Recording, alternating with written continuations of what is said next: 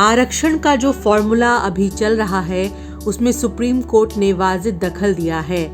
आरक्षण की मांग जितनी ही लोकप्रिय हो रही है उतना ही जरूरी हो गया है कि आरक्षण का विवेकीकरण हो। विवेकीकरण का सुझाव आरक्षण को खत्म करने का सुझाव कहीं से नहीं है। इस दृष्टिकोण से सुप्रीम कोर्ट का फैसला एक रेफरेंस पॉइंट है। इससे पहले ओबीसी आरक्षण का विवेकीकरण करने का निर्णय हुआ था। यह निर्णय भी अदालत के हस्तक्षेप के बाद हुआ था।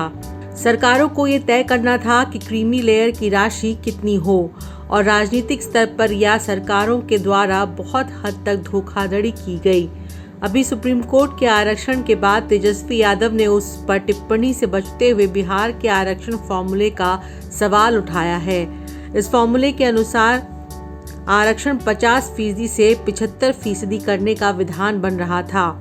सुप्रीम कोर्ट ने सामने आए बहस के आधार पर यह बात तो उजागर कर ही दिया कि एसटी और एससी रिजर्वेशंस का लाभ पूरे दलित या आदिवासी समाज को प्रोत्साहन के रूप में नहीं मिल रहा है। सुप्रीम कोर्ट ने इन बातों को निराधार तो नहीं ही कहा है।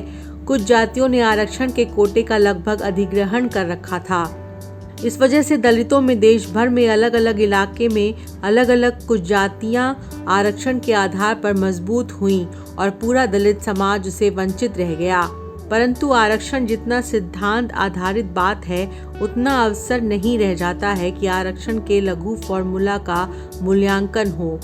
दलित आदिवासी आरक्षण पर तो किसी तरह के मूल्यांकन के लिए कोई मौका ही नहीं बनता है।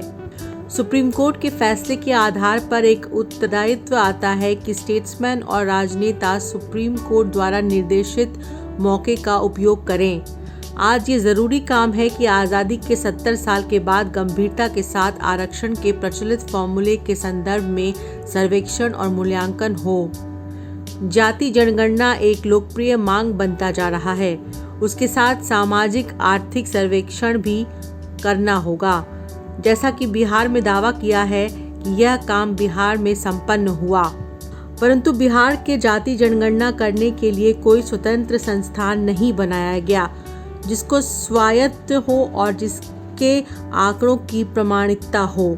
जैसा कि देश में जनगणना का काम स्वायत्त संस्था द्वारा होता है और सरकार उन्हें अपना सपोर्ट देती है। ये बहुत आवश्यक है कि आरक्षण में दलितों के बीच भी क्रीमी लेयर का निर्धारण हो। क्रीमी लेयर दलितों के आरक्षण को करने का फॉर्मूला नहीं है, बल्कि आरक्षण को इफेक्टिव बनाने, प्रभावशाली रूप देने का फॉर्मूला है। आरक्षण के बारे में अगर सही और विवेक संगत चर्चा हो तो आरक्षण का सिद्धांत दरअसल विशेष अवसर का सिद्धांत है। यह सिद्धांत विशेषाधिकारों को खत्म नहीं बल्कि उसे निरर्थक बना देने का सिद्धांत है। जातीय स्तर पर जो विशेषाधिकार प्रचलित थे उनको आरक्षण के द्वारा समाप्त करने का सिद्धांत है। आज आरक्षण पर जब विचार होगा तो ये भी विचार बहुत जरूरी होगा कि इसकी एक समय सीमा आवश्यक है।